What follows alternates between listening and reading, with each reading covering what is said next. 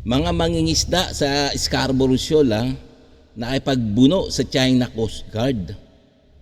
Kaya nga yung mga fisherman, mga Filipino ship, mga Filipino fishermans, hindi sila ninakawan ng mga huli nilang isda ng mga China Coast Guard. Matindi, no? Tindi ng balita, tindi nito mga Chino, no? So itong ating bibigyan ng reaction video, reaction, komentaryo, question, criticism, at kung ano man ay inyong mga saloobin, pwede rin naman kayo mag-comments dyan sa baba. Okay? So kung bago ka pa lang sa aking channel, please like and subscribe na lang muna sa ating YouTube channel bago tayo mag-umpisa. And also, please pakisubscribe din kay Summit Media Philippines. So itong video na to, sa kanya to. So bibigyan lang natin ng ng reaction video, komentaryo, kasi ito yung maiinit na balita. Ito yung maiinit na balita tungkol sa ating teritoryo diyan sa West Philippine Sea. So talagang nakakatayo ng balahibo talaga tong mga Chino na to, no. So okay no. So umpisa na natin. Tila lalong nagiging mahigpit ang bansang China sa kanilang pagpapatupad ng batas sa buong West Philippine Sea, lalong-lalong na sa katubigan, sakop ng Scarborough Shoal o mas kilala bilang Baho de Masinloc. Mahirap ang tanggapin ng lahat, pero inangkin na ng lubusan ng China ang katubigan na ito o mas kilala bilang Wangyandao sa mga Chino. Ito'y nang inanunsyo ng China ang mga baseline ng territorial sea kumakailan lamang sa paligid ng Scarborough Shoal para palakasin ang pag-aangkin nito sa tampok na West Philippine Sea na nasa loob ng Exclusive Economic Zone ng Pilipinas. Formal ding pinangalanan ng Beijing ang 64 na isla at bahura na marami sa mga ito ay inaangkin ng ilang mga bansa na nanganganib sa lumalalang tensyon sa mga kapitbahay nito. Teka, ulitin natin Ito. May sinabi ang China na nag-submit sila sa United Nations na ang kanilang sinabi doon na nag-submit sila na ang Scarborough Shoal baseline documents na to UN, nag-submit sila na ang Scarborough Shoal ay kasama sa kanilang teritoryo. Ang kakapal din na mga mukha nito, no?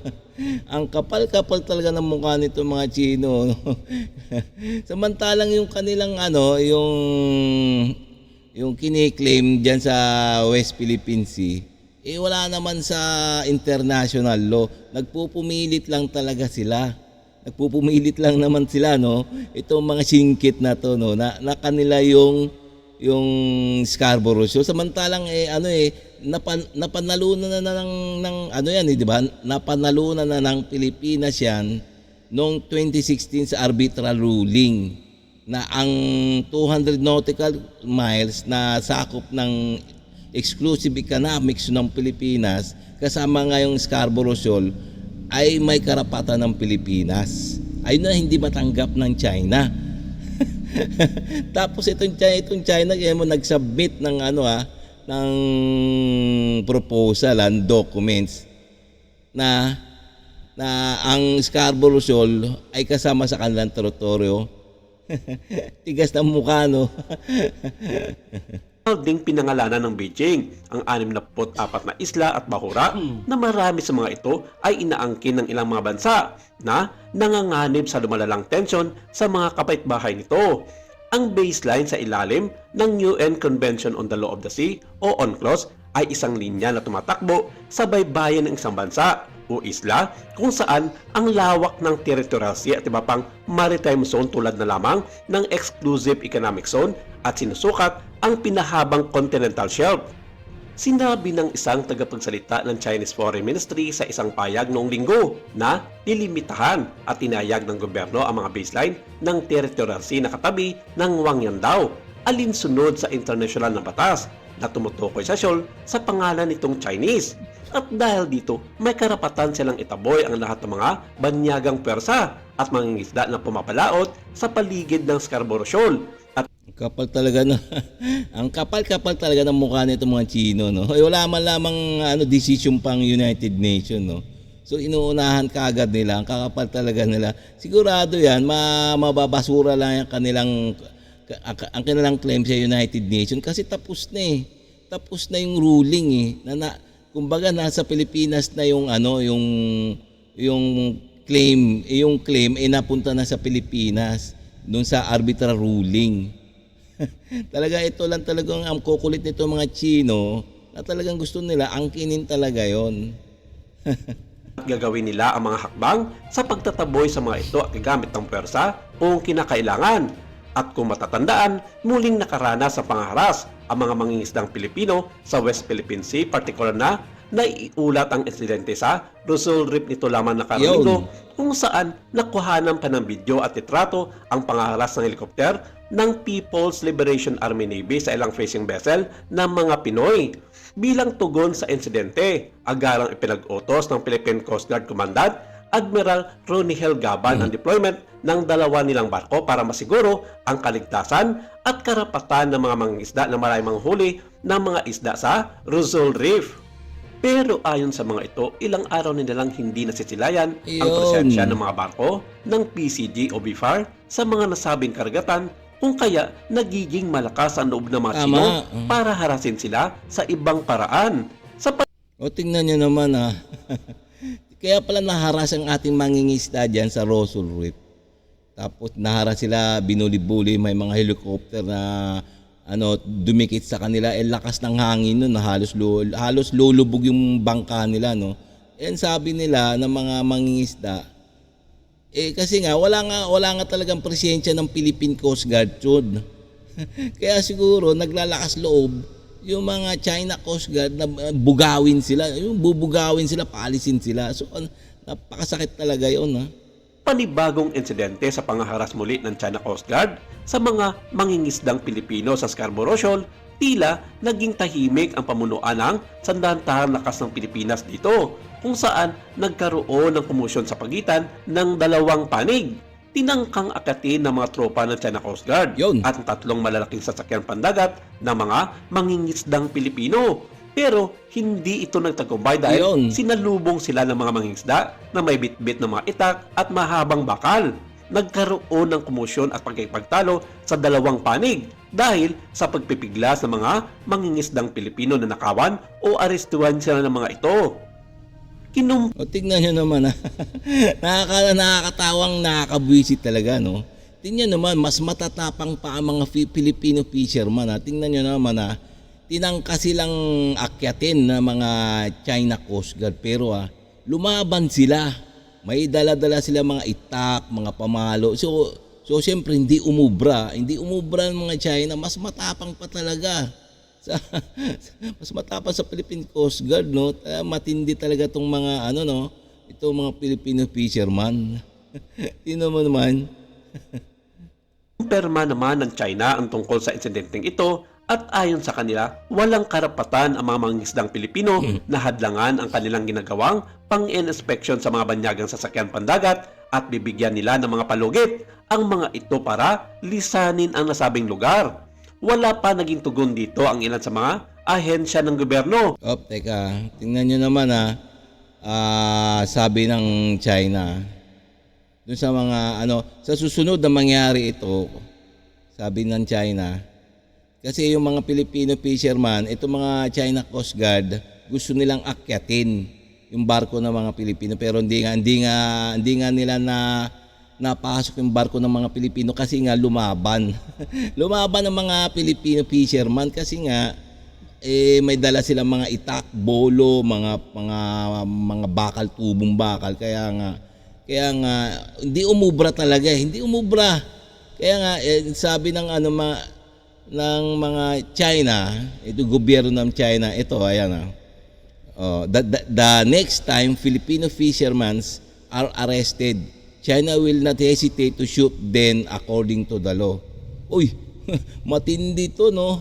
Matindi tong mga pananakot ng China na sa susunod daw na hindi sumunod ang mga Filipino fisherman sa kanilang batas, hindi sila mag-atubiling gamitan sila ng lakas o they will shoot them according to the law. Shoot them, ayun ang sabi ng China. Parang nakakatakot to Grabe no. Babarilin daw pag hindi sumunod yung mga Pilipino fisherman doon sa sinasagawang inspection ng mga China Coast Guard. Matindi. Tungkol sa nangyaring insidente. Pero hinaing ng mga mangingisda na tulungan sila at bigyan man lamang sana ng suporta ng gobyerno sa Tama. pamamagitan ng pagpapadala ng mga barko nito sa nasabing bahura. Dahil ni minsan, hindi pa nila nasisilayan ang Naku. presensya ng Philippine Coast Guard at BFAR na nagpapatrolya sa palibot ng Bao de Masinloc, kung kaya nagiging malakas ang loob ng mga Tsino na harasin sila at igiit ng mga ito na sila na ang nagkokontrol at nagmamayari ng mga nasabing karagatan. O yan tingnan nyo naman Ang sabi ng mga fisherman, Filipino fisherman ni isang Philippine Coast Guard wala silang nakikita. Mula nung sila yung nangingisda dyan, tingnan mo naman taliwas doon taliwas doon sa sinasabi ng Philippine Coast Guard na lagi silang nagbabantay, lagi silang ang kanilang presensya ay lagi nandoon sa West Philippine Sea. Baliktad sa sinasabi ng Philippine Coast Guard, sa sinasabi ng fisherman, ng Filipino fisherman sabi ng Filipino fisherman na wala man lamang silang nakikitang mga mga nagbabantay sa kanila na Philippine Coast Guard. Sino ba paniniwalaan natin? Yung totoong nandun sa dagat na mga fisherman o yung mga Philippine Coast Guard. So pwede kayo mag-comments dyan mga guys Talagang nakakaawa na talaga no. Wala talagang ginagawa ang ating mga Philippine Coast Guard na action no. Kawawang-kawawa talaga ang ating mga kababayang mga mangingisda dyan. No? Wala man lamang presensya ng Philippine Coast Guard para bantayan sila. Kaya nga lagi silang hinaharas. So ito, tingnan nyo yung mga basahin natin yung mga comments ng mga netizens Ayan Ito, may comments sa mga netizens tungkol sa balita na yan Ito, buti pa ang ating mangingisda pumapalag na. Ingat po kayo sa pangingisda sa West Philippine Sea. Nakakalungkot mang isipin, binabawalan tayo sa sarili nating karagatan upang mangisda. Ito yung mga komentaryo ng mga ating mga kababayan So talaga nakakabwisit talaga itong ating mga ginagawa ng ating mga kinaukulan na namamala sa West Philippine Sea At isa pa ito, dapat papalitan na yung mga Philippine Coast Guard natin. Ayan pa, antindi. Ayun ang komentaryo Dapat papalitan na yung mga Philippine Coast Guard natin. Tingnan mo, isa pa. Ito pa, isa pang komentaryo. Walang kwenta ang gobyerno natin. Kakawawa tayong mga namumuhay sa pagdadagat. Tingnan mo. Wow, talagang walang kwenta daw ang gobyerno natin. Kawawa tayo mga namumuhay sa pagdadagat. Ayan ang komentaryo yan Hindi yan talagang nasa taos puso ng mga taong bayan na sa mga nangyayaring na diyan sa West Philippines. So ito pa walang kwenta ang gobyerno, hindi maproteksyonan ang mga mangingisda. Hindi yan ang hindi masampulan. Hindi yan aalis pag hindi masampulan. Ayun nga yung mga China. At mas matapang pa yung mga mangingisda natin kaysa pamahalaan o yung mga namumuno. Ganyan ang mga komentaryo ng mga mga taong bayan. So pwede rin na kayo magkomentaryo diyan mga guys. Talaga nakakalungkot lang talaga Ay nako, kailan kaya titino ang ating gagawa ng magandang aksyon ang ating gobyerno para sa West Philippines at para sa mga mangingisda So okay mga guys, hanggang dito na lang tayo. So please kung bago ka pa lang sa aking channel, please like and subscribe na lang muna sa ating YouTube channel bago tayo magsara o magtapos. Okay?